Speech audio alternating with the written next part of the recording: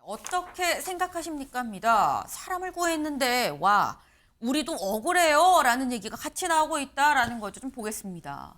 불난 빌라에 사람 구했는데 주민들 현관문 수리비 물어내세요라고 소방관한테 요구를 했다라는 거죠. 보겠습니다. 임명수색 중이던 소방관들 현관문 강제로 열어서 파손이 되니까 주민들 800만 원의 배상을 요구했다라는 거예요. 지난달 11일 새벽 한 3시쯤 광주의 한 빌라에서 불이 났습니다. 근데 불이 나니까 이제 소방관들이 출동을 해서 집집마다 사람 있나 없나를 확인을 하면서 이 대응을 하지 않는 두들겨도 대꾸가 없는 데는 강제로 일단 문을 열고 사람들이 있나 없나 확인을 해봤다라는 거죠.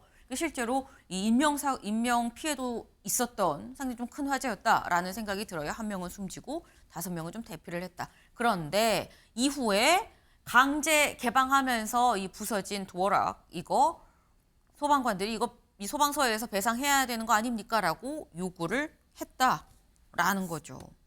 근데 이게 사실 양쪽 다 좀 그럴 수 있는 게 김광선 변호사님. 네. 그러니까 소방관들 입장에서는 아니 우리가 사람 구하려고 우리조차 그런 것도 아니고 목숨 걸고 사람 구하려고 한 건데가 있을 수 있고요. 또 주민들 입장에서는 아니 내가 불을 낸 것도 아니고 나도 피해자인데 우리 집 문 이거는 뭐 적은 돈도 아니고 몇백만 원인데 이거 내가 내야 되는 거야? 뭐 이런 생각할 수 있거든요. 근데 일단 이제 과정이에요. 네. 새벽 3시에 불이 납니다. 네. 근데 거기 4층에서 2층에서 불이 난단 말이에요. 그럼 2층에서 불 나니까 소방관들이 투입을 했어요. 네. 그런데 2층에 있던 세대들하고 3층에 있던 세대들의 그 새벽이니까 다 잠들어 있고 그 시간 아니에요. 그러니까 두드려도 연락이 없으니까 안 나오니까 이제 문을 강제 개방한 겁니다. 네. 그래서 한 6세대 정도 개방을 했어요. 네. 가지고 인명을 구조를 했습니다. 그래서 결과적으로 소방관들은 사실은 칭찬받을 일을 한 거죠. 그렇죠. 적법한 소방관으로서 업무 수행을 한 거고.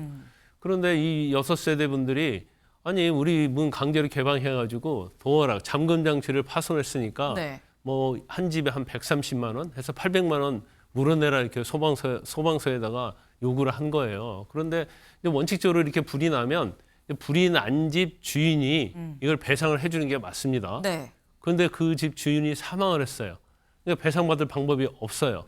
그러니까 이제 소방서에다 배상을 해달라고 하는데 네. 저는 이제 법적으로 보면 소방서에서 이걸 물어줄 의무가 없다 이렇게 보거든요. 왜냐하면 정당한 공무집행이었고 네. 그저 어떠한 손해배상 자체는 고의나 과실이 있어야 하는데 고의적인 것도 아니고 과실적인 것도 아니잖아요. 네. 그래서 소방서에서 물어줄 의무가 없다. 배상해줄 의무가 없다. 근데 일단은 소방서에 들고 있는 그 행정 관련 보상 보험이 있거든요. 네. 근데 여기는 해당이 안 돼요. 이것은 소방관이 위법하거나 뭐 고의로 어떤 범죄를 저질러서 손해가 됐을 때 해주는 거기 때문에 네.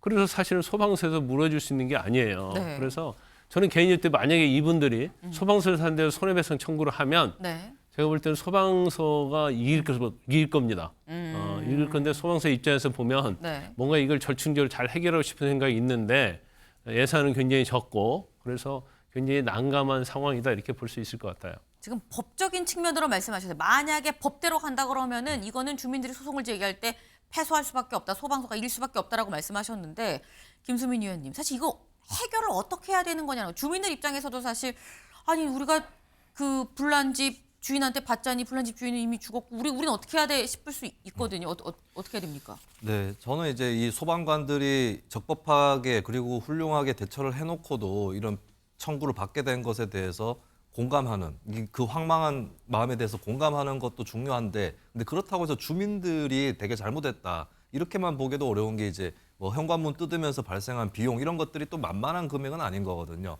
그렇기 때문에 여기에 대해서도 좀 우리가 생각을 해봐야 되지 않을까 싶고 근데 이게 배상의 영역은 아닌 거 맞는 것 같습니다. 적법한 집행이었기 때문에 그러면 이런 경우에 이제 지원해 줄 수 있는 방법이 뭐 어떤 지자체라든지 이쪽에서 예비비라든지 이런 것들을 집행하면서 지원하는 방법 이런 것들을 한번 검토해 볼 수는 있지 않을까 이렇게 생각을 합니다. 네.